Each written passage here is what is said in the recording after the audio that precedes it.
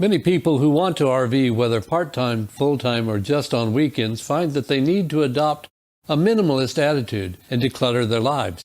But the mere thought of letting go can send them straight into the arms of retail therapy, which got them into this situation in the first place. Hello.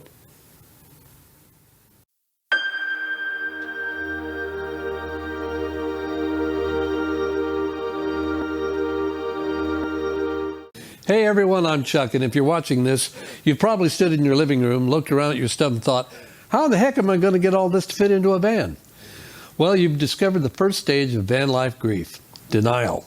Whether you're planning full-time van life or weekend warrior adventures, the math is somewhat brutal and unavoidable. Every single thing you own is now a candidate for elimination, and like Survivor, most of your possessions, and spoiler alert, are going to be voted off. Now, I could just tell you to follow your heart and keep what sparks joy, but that's a little like telling someone to lose weight by eating less. Technically, this is true, but it's completely unuseful. Instead, I'm going to give you the frameworks that will fundamentally change how you think about your stuff. This isn't just decluttering advice. This is cognitive reprogramming. By the end of this video, you'll either be ready to donate half your belongings or you'll realize that van life isn't for you. Either way, you'll save yourself a lot of time and money. Let's get uncomfortable.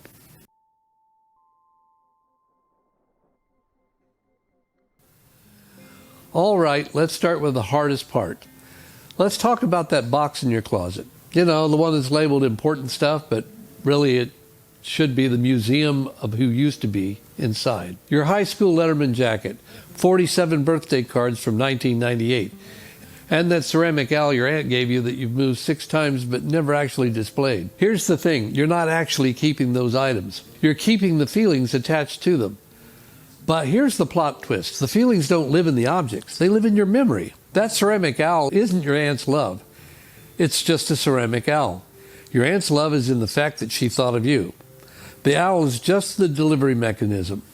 But try telling that to your emotional brain where you're holding it. Suddenly you're not decluttering, you're committing emotional murder. This is why people get stuck for years in the decluttering phase. They're trying to logic their way out of feelings. So, instead of fighting the feelings, we're going to honor them. Let's call this the Shrine of the Dearly Departed method. And yes, it sounds ridiculous, but it works. Here's what you're going to do. Create a literal goodbye ritual. I'm not kidding. We're going to have a conversation with your stuff. Pick that item up, look at it, say, thank you for being part of my life. Thank you for representing this memory. I'm going to let you go now so someone else can enjoy you. Then take a photo of it. Write down the memory that it represents. Then donate it. I know this sounds like therapy for hoarders, but here's the science. Your brain processes the loss the same way, whether it's a person or a possession. If you don't acknowledge the loss, you can't move through it. You just get stuck in the, but what if I need it loop? Forever. The digital documentation is crucial. You're not losing the memory, you're changing the format. It's like converting a DVD to streaming. Same content, less storage space. Now, I'm not saying you have to get rid of everything sentimental. Use the 90% rule. Keep 10% of your sentimental items, the ones that truly spark the most joy. But let's be honest about what that means. Your grandma's china set? Maybe keep one special piece and photograph the rest. Your school yearbooks? Scan your favorite pages and donate the books. That box of concert tickets. Create a digital scrapbook. The goal isn't going to become an emotionless robot. It's to separate the memory from the storage container. Because here's the truth. If you're storing memories and objects, you're outsourcing your emotional life into your closet. And that's not healthy for anyone. Let me tell you about the great Christmas bear negotiation of 2023. My wife had this stuffed bear that had to be present at every Christmas. Not just any bear. This bear had to be part of their family's holiday tradition since childhood, courtesy of her mom. No tree, no lights, no holiday spirit without that bear somewhere in the room. Preferably visible in at least 3 photos. Now, when we started downsizing for the van, I held it and said, so, does this bear come to all the holidays or just the ones with wheels? She didn't laugh. She looked at me like I'd questioned gravity. That bear was Christmas. But then we talked, and what came out was it wasn't really about the bear. It was about her mom and about feeling close to her, about keeping a thread of something steady and warm when everything else had changed. And I realized that it wasn't about losing the bear. It was about not wanting to lose that part of her that remembered Christmas the way that it used to be. So we didn't just toss the bear into the donation bin. We photographed it in its usual place next to a cup of cocoa and a string of lights that she wrote a few words about what it meant to her. And then, with some tears and a long hug, we passed along to someone who might start their own tradition with it. The space that opened up wasn't just in the van. It was in our hearts. The bear doesn't sit on the shelf anymore, but still shows up every year in stories that we tell. This is what we're learning. The object isn't the memory. The love, the people, the moments, that's what stays. And sometimes the kindest thing you can do is let the props go and carry the meaning forward.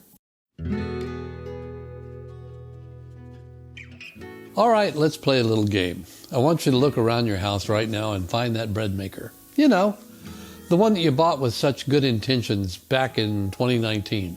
Used it maybe twice, and now it's taking up precious real estate in the kitchen cabinet. Now here's something wild. I've done the math on this, and between the space that it's taking, the 3 times that I've moved it to a different house, and the mental anguish over not using it I've had, I could have bought 47 artesian loaves of bread. 47! This brings me to something I call the hidden cost equation. And trust me, once you see the numbers, you'll never look at your stuff the same way again. Now consider that this bread maker takes up 1 square foot of space. If you've got a 1,000 square foot apartment and you're paying $2,000 a month on it, then roughly $2 of that space is being taken up by this bread maker. That's $24 a year. Those costs add up, not to mention the mental space that it takes. But it gets worse every time you move, and the average American moves 11 times in their lifetime. You're paying movers by weight and volume. That bread maker isn't just taking up space, it's literally costing you money to transport it from place to place. And here's the kicker. There's what I call the mental real estate cost. Every item you own takes up space in your brain. You have to remember where it is, decide whether to keep it, feel guilty about not using it. That's cognitive energy that could be spent literally on anything else. The buy again calculation. Now, this is where it really gets interesting. I want you to think about this. What percentage of the stuff you've stored away do you actually end up using again? I tracked this for about a year, and my answer was a shocking less than 15%. That means 85% of the stuff I was spending money to store, move, and think about was completely useless to me. So here's the calculation that changed everything for me. Instead of storing something just in case, what if I just actually bought it again when I actually needed it? 9 times out of 10, I'd come out ahead financially, and I'd definitely come out ahead mentally. Real-world examples. Let me give you some concrete examples that'll blow your mind. Books. I used to have this massive personal library. We're talking like 500 plus books. And between the cost of the extra bedroom I needed to house them and moving them every few years, I was spending about $1,200 a year on book storage. You know what a library card costs? $0. Even buying the occasional book I want to keep forever would cost me maybe $100 a year. Kitchen gadgets. That spiralizer that's been sitting in your drawer, if you use it twice a year, it's costing you $50 per spiralized vegetable when you factor in the storage costs. You could literally buy pre-spiralized vegetables for the rest of your life and still come out ahead. Seasonal clothing, that's a crazy one. Storing winter coats in a climate-controlled space costs more per year than buying quality used coats from thrift stores when the season changes. Tools. This one's huge for guys, me especially. That drill that you use every 2 years, Home Depot rents the same drill for $30 a day. Even if you use it 5 times, you're spending less on rentals than you would on storage, maintenance, and the mental overhead of ownership. Van reality check. Now, when you're living in a van, these calculations become crystal clear because every single cubic foot matters. In a house, you might not notice that bread maker. In a van, it's taking up space where your coffee mugs could go. There's the weight factor. Every extra pound affects your gas mileage. I've calculated that carrying an extra 100 pounds of unnecessary stuff costs me about $200 a year in additional fuel costs. But here's my favorite test. I like to refer to it as the hotel room test. If you were staying in a hotel for the rest of your life, would you pay to ship this item to every single hotel? If the answer is no, then why are you paying to carry it around in your van? Now here's the interactive segment. All right, I'm going to give you some homework right now. I want you to pause the video. Seriously, pause it and try what I call the $10 test. Go grab something from your house that you're on the fence about. Hold it in your hands and ask yourself, would I pay $10 right now to keep this? Not $10 to buy it originally, just $10 to keep it for another year. If your gut reaction is absolutely not, then it shouldn't make the cut for Vanlife. And honestly, it probably shouldn't be in your house either. I'll wait. Wild, right? I bet you found at least 5 things that failed the $10 test. That's the power of reframing ownership as ongoing cost rather than a one-time purchase.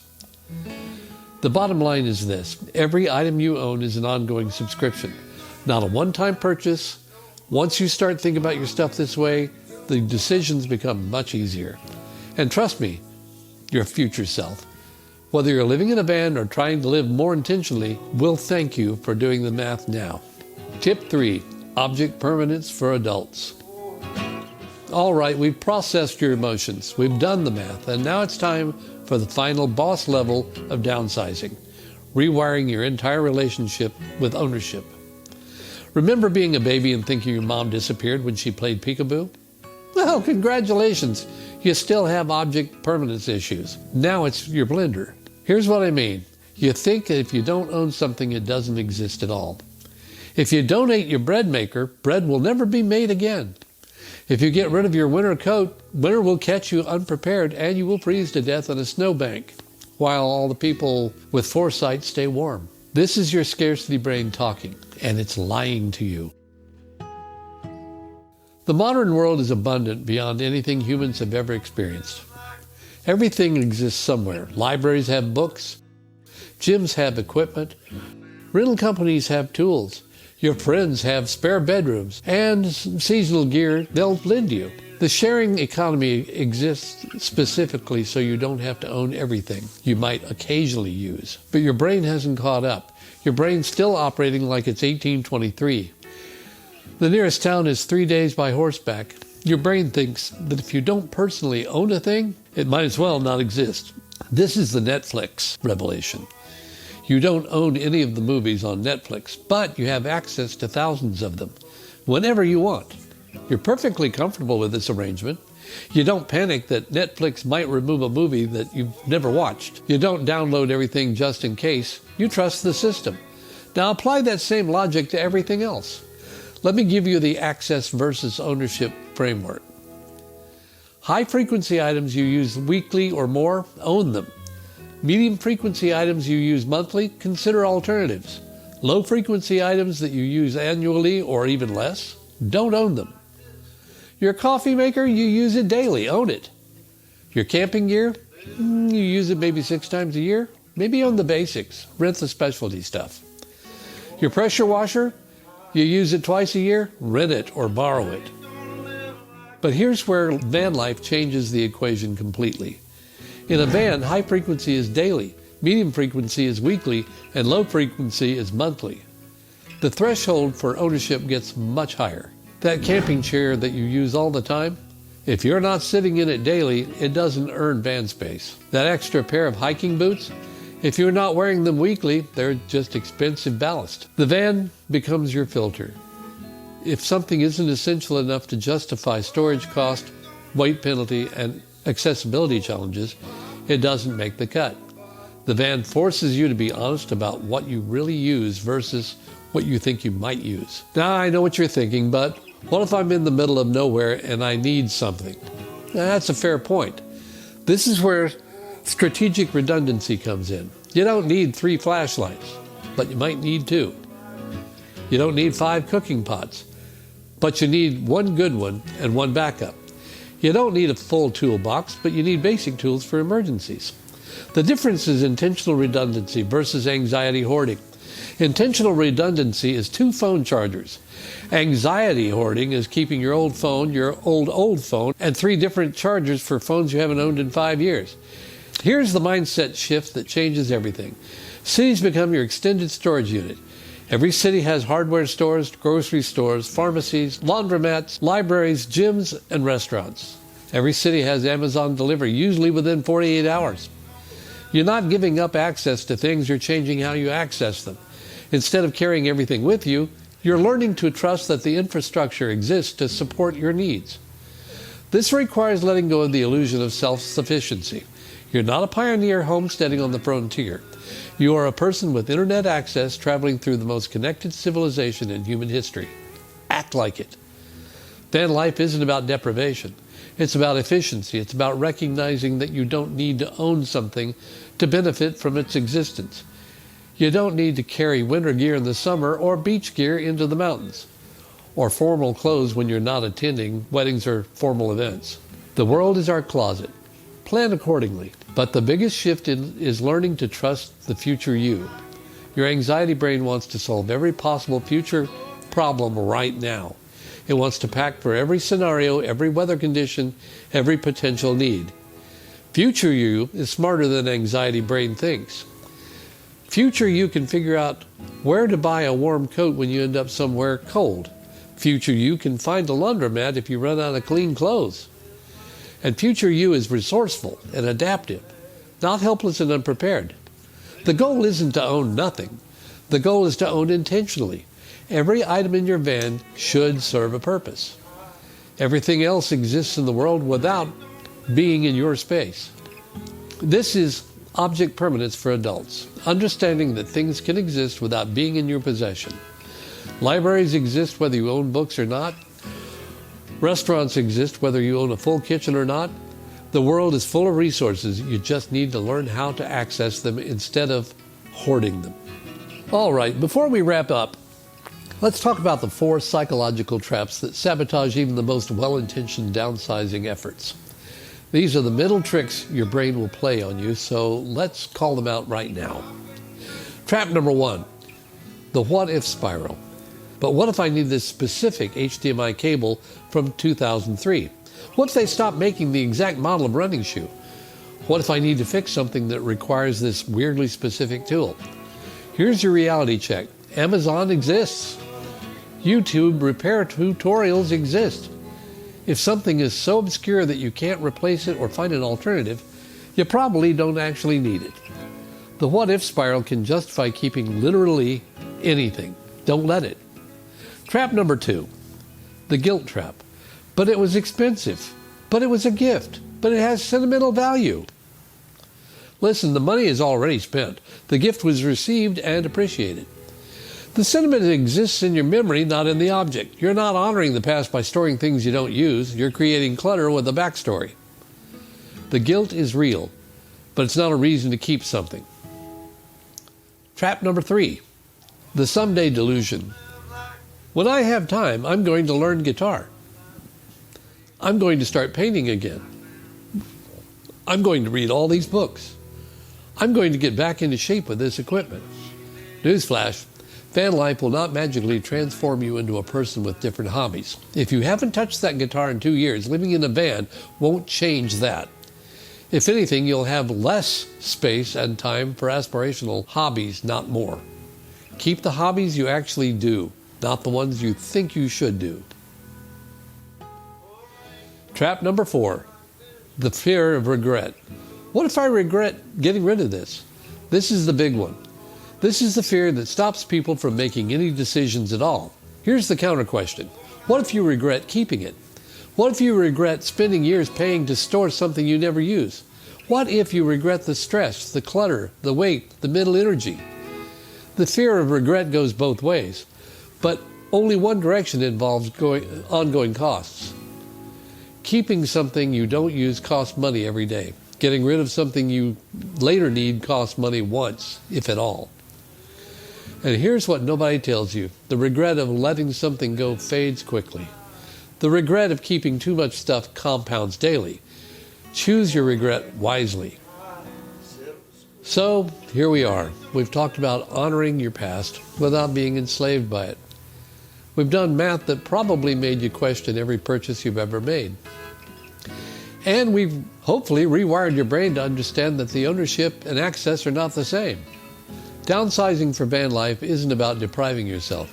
It's about being ruthlessly intentional with your choices. Every item that makes it into your van should earn its place through daily utility, genuine joy, or meaningful significance. Everything else is just expensive clutter with wheels. The three frameworks we covered today, the shrine of the dearly departed, the cost of keeping calculations, and the adult object permanence. These aren't just decluttering tips. They're life philosophy shifts that will serve you long after you've finished packing your van. Because here's the truth. The stuff never was the point. The stuff was just the symptom. The real work is learning to distinguish between what you need and what you think you need. Clarity, because physics is unforgiving. You can't negotiate with square footage or weight limits. You can't convince a van to hold more than it has space for. The van becomes your truth teller, your accountability partner, your editor. So here's what you're going to do right now, today. Step 1, pick one category, just one. Books, kitchen stuff, clothing, whatever feels manageable. Don't try to tackle everything at once. That's how people get overwhelmed and quit. Step 2, apply the three frameworks. Have a conversation with your sentimental items. Run the cost-benefit math on your borderline decisions. Ask yourself where you can access things instead of owning them. Step number 3, set a deadline. Artificial urgency works. Give yourself 2 weeks to make a decision about that one category. Without a deadline, this process will stretch into infinity. And step number 4, document your process. Take before and after photos. Track how much money you save, how much space you free up, how much mental energy you reclaim. This isn't just for social media, though feel free to share. This data will motivate you to keep going. And here's a bonus challenge. For every item that you decide to keep, be able to articulate why in one sentence. If you can't quickly explain why something deserves van space, it probably doesn't.